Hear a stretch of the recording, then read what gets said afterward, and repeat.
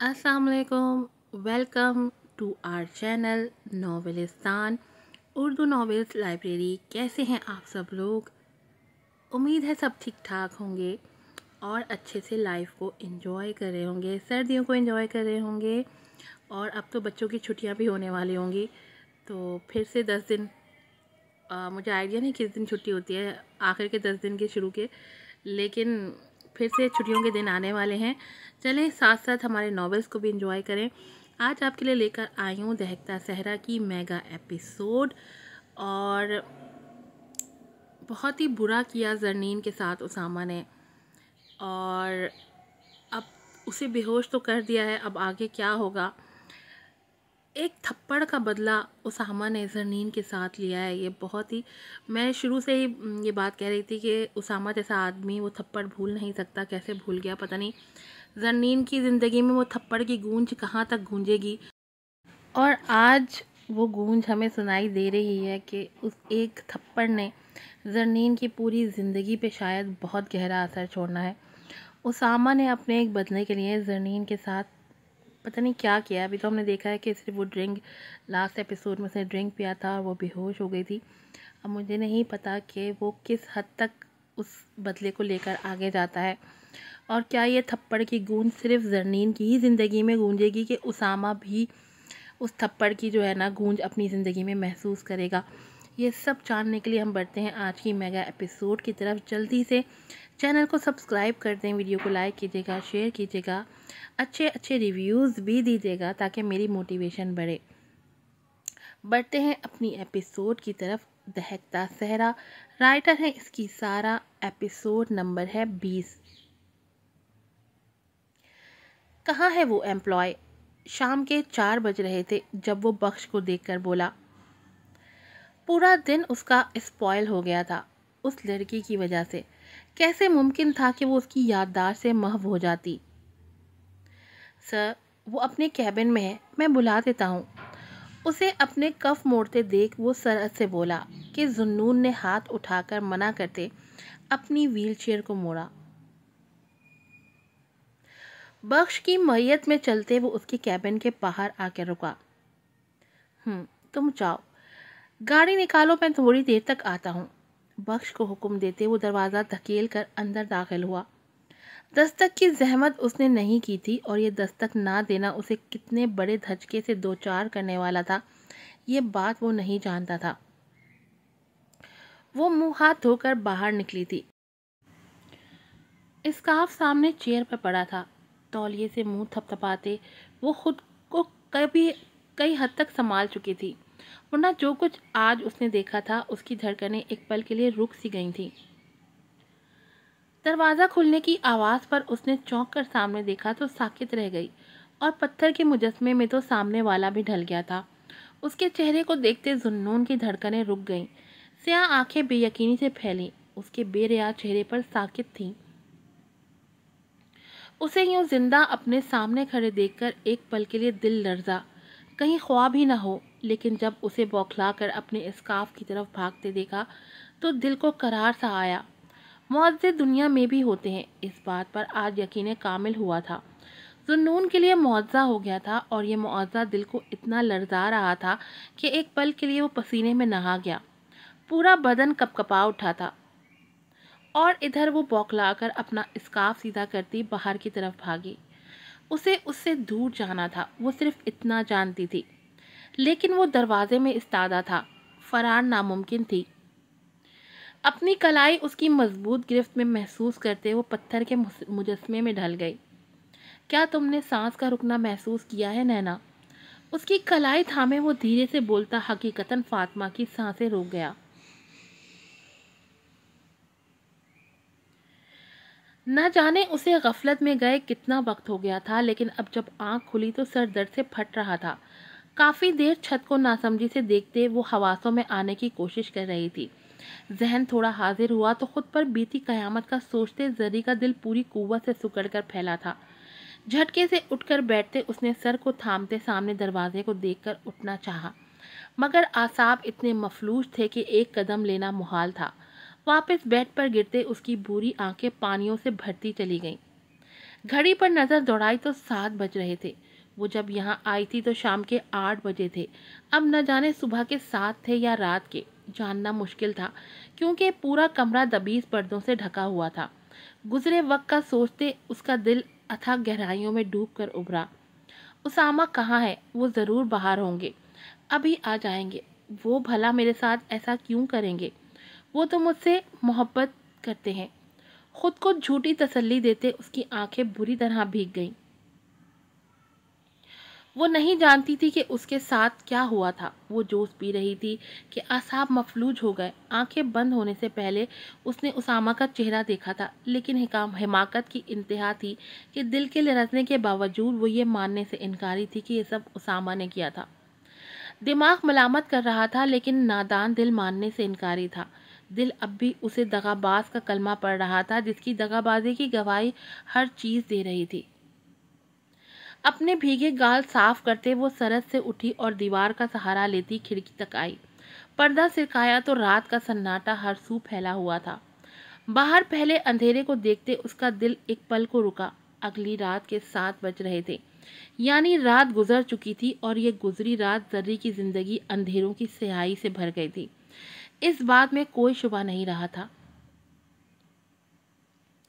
اپنی امی کا خیال آتے ہی وہ بری طرح ہراساں ہو کر دروازے کی طرف بھاگی۔ دروازہ کھولنا چاہا مگر وہ لاک تھا۔ آنسوؤں سے روتے وہ چلائی، کھولو دروازہ، پلیز کھولو دروازہ۔ اسامہ، اسامہ پلیز دروازہ کھولیں، میری امی مر جائیں گی اسامہ۔ ہچکیوں سسکیوں سے روتے وہ گڑ گڑائی، لیکن باہر پھیلی خاموشی گواہ تھی کہ باہر کوئی موجود نہیں تھا، اور یہ خاموشی اس کا دل چیر رہی تھی۔ گزشتہ گزری رات اس کی ماں اور اس کے کردار پر کتنی سیاہی ملنے والی تھی، یہ بات وہ بخوبی جانتی تھی۔ زاہدہ بیگم کا بے ریا چہرہ یاد آتے ہی وہ تڑپ اٹھی۔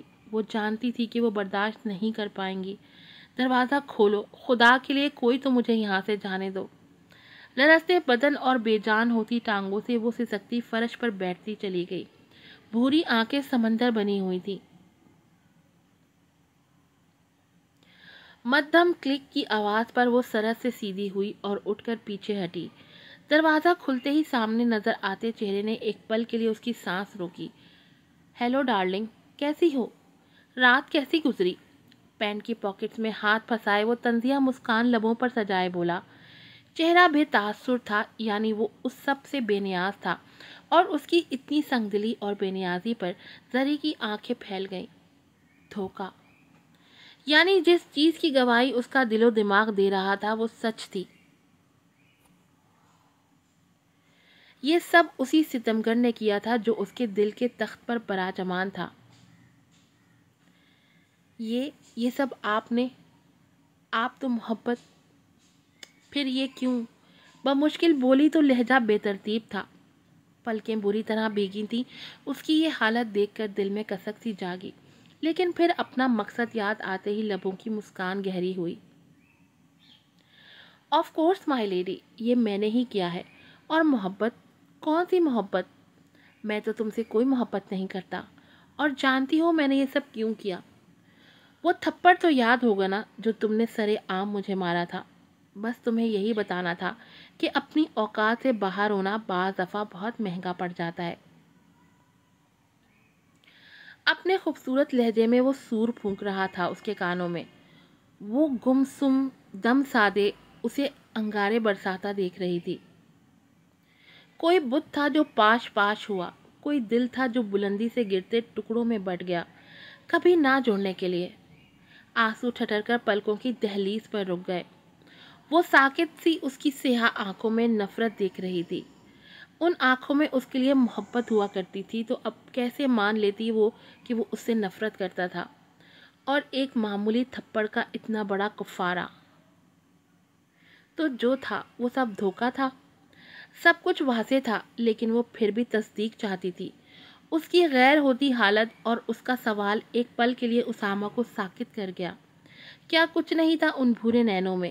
اس کی سفید رنگت، پتھرائی آنکھیں اور کپ کپاتے لب، کچھ بھی تو نظر انداز کیے جانے کے قابل نہ تھا، مگر سامنے اسامہ ابراہیم تھا جو اپنی انا کو ہر چیز سے عزیز رکھتا تھا۔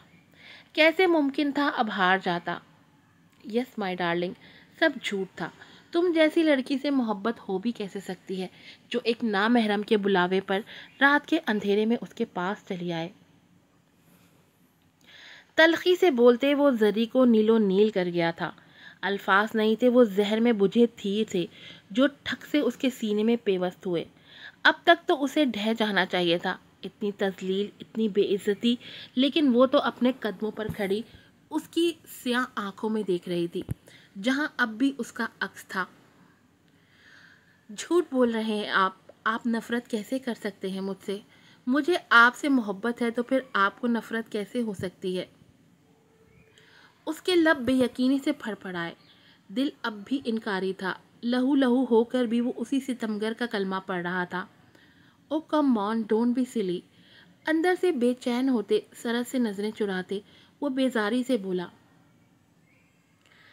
नहीं उसामा, कहीं आप मुझसे मोहब्बत करते हैं? आगे बढ़कर उसका गाल थामते वो इतनी यासियत और उम्मीद से बोली कि एक पल को उसामा का दिल भी डगमगाया। उसकी भीगी बुरी आंखों में देखते वो साकित रह गया। नेवर, मुझे तुमसे मोहब्बत हो ही नहीं सकती। खुद को देखा है कभी?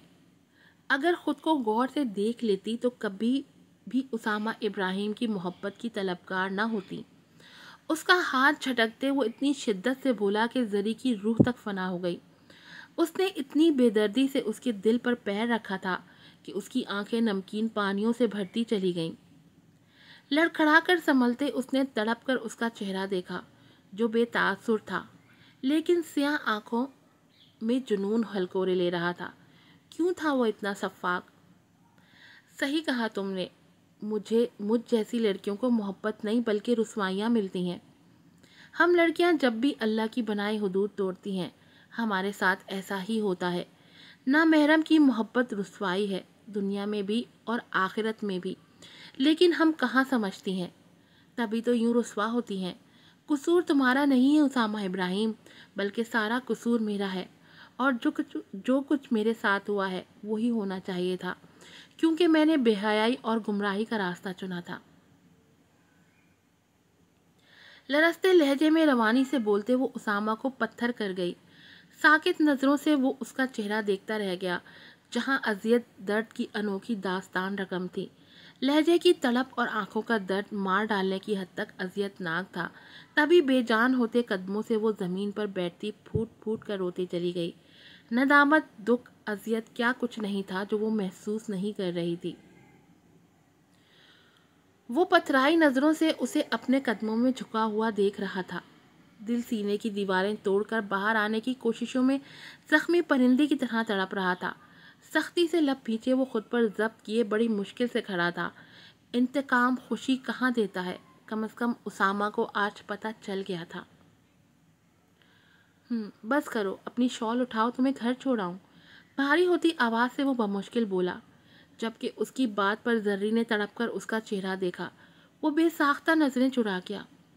मुझे जिंदा गाड़ दो, लेकिन मुझे कहीं नहीं जाना।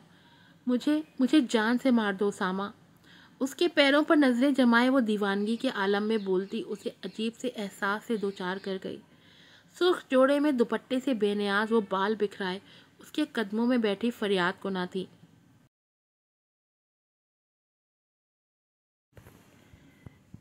उसे यूं बेहाल होता देख कोई सुई सी चुभी थी दिल में। सियाह आंखें दहक उठीं। उसकी बात के पीछे जो मकसद था वो बखूबी उसामा तक पहुंच चुका था। उसने आज तक उसे छूने की गलती भी नहीं की थी, तो आज उसका ऐसा कहना कहाँ बर्दाश्त था। दिमाग दुरुस्त है तुम्हारा? क्या बकवास कर रही हो? फौरन शॉल उठाओ अपनी, ताकि मैं तुम्हें अपने घर छोड़ाऊँ। Come on, hurry up. कोहनी से खींचकर उठाते वो उसे अपने मुकाबिल करता बोला, बल्कि बोला नहीं कर रहा था। उसे यूं गैज़ और गज़ब का शिकार होता देख जरी सांस लेना भूल गई।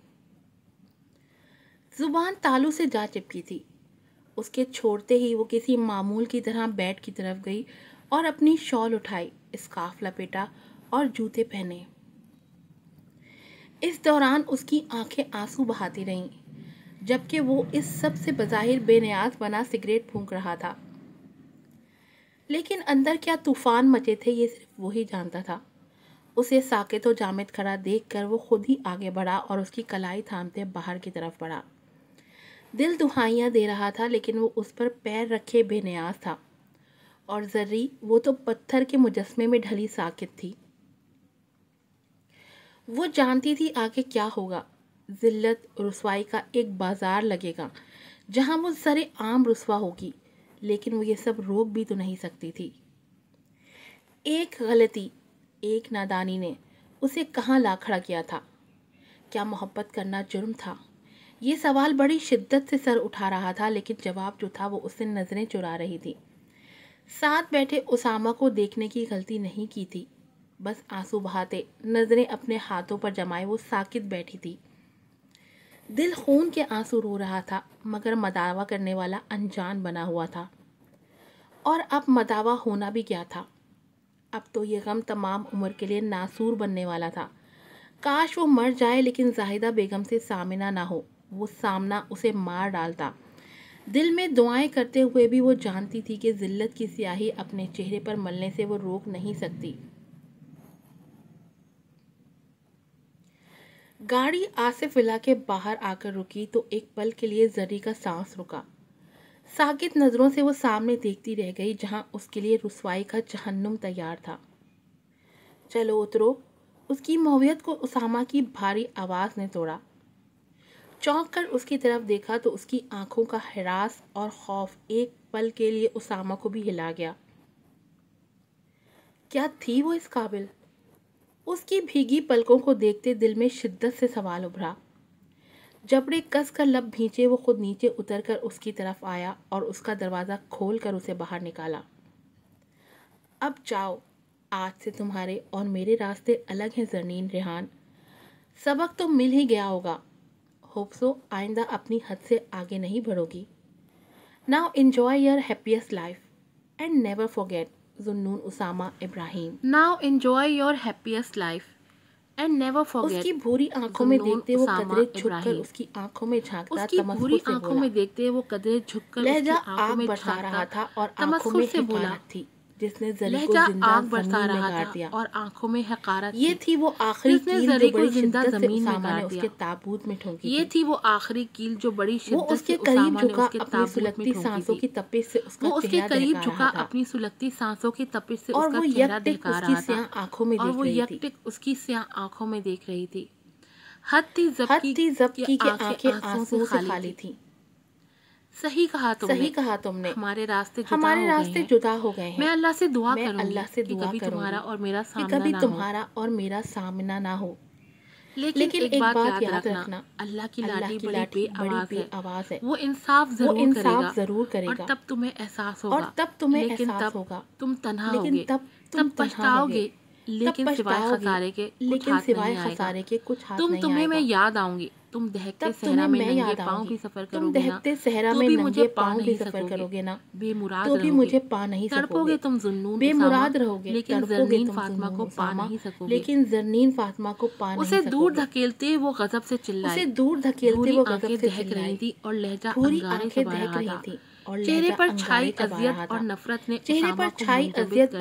نے اسامہ کو منجمد کر دیا۔ وہ گنگ سا اس کی آنکھوں میں دیکھتا رہ گیا، جہاں پانی تھا لیکن پانی کی تہ میں جو تھا اس نے اسامہ کا سینہ خالی کر دیا۔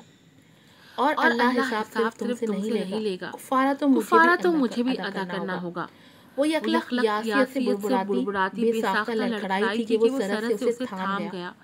اس کے ہاتھوں کو دیکھتے وہ بے دردی سے ہنسی، ٹوٹے کانچ کی چبھن تھی اس کی ہنسی میں۔ بلندیوں سے پستیوں کی گہرائی میں دھکا دینے والے ہاتھ سہارا دیتے کافی مضحکہ خیز لگتے ہیں۔ اس کے ہاتھ جھٹکتے وہ تمسخر سے بولتی ہنستی چلی گئی، آنکھوں سے نمکین پانی بہتا گالوں پر لڑک آیا تھا۔ اسے یوں بے حال ہوتا دیکھ اٹھا تھا، دل میں درد سا اٹھا تھا، لیکن اب دیر ہو چکی تھی، بہت دیر۔ چلے جاؤ یہاں سے، اور ہو سکے تو اتنی دور چلے جانا کہ مجھے نظر تک نہ آ سکو۔ جاؤ، دونوں ہاتھ سے اسے دھکا دیتی وہ تڑپ کر چلاتی گیٹ کی طرف اور پیچھے وہ اس کی پشت دیکھتا، خالی آنکھوں اور خالی دل لیے ساکت کھڑا رہ گیا۔ خود پر بیتی قیامت تو قابل قبول تھی، لیکن اندر جو ہوا تھا اس نے زری کو کھڑے قدموں سے ڈھا دیا تھا۔ اس کی شفیق ماں جو اسے جان سے بھی زیادہ چاہتی تھی، ایسے سفر پر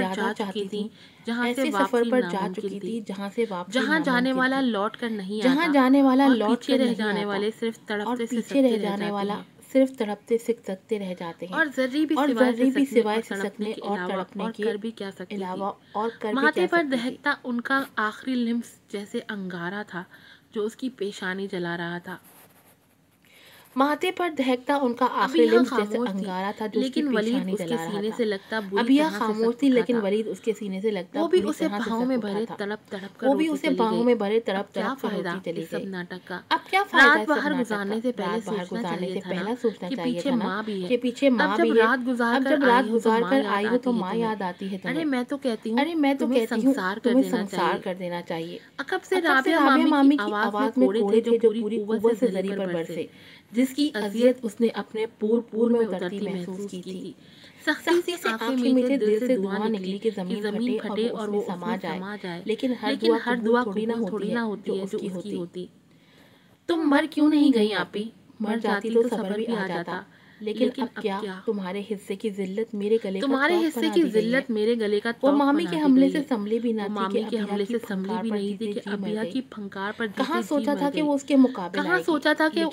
کے مقابل آئے گی، لیکن وہ آ چکی تھی۔ وہ بمشکل بول پائی، اس کے سوال پر ابیا بے دردی سے ہنسی۔ اس کے سوال پر ابیا وقاص احمد بنا دیا گیا ہے مجھے، صرف تم ہو، اور اس سب کی اس ذمہ کے دار کانوں صرف میں تم ہو۔ سیسا انڈیلتے وہ تڑپ تڑپ کر روتی چلی گئی اور ذری آنسو اس کی پلکوں پر جم سے گئے تھے۔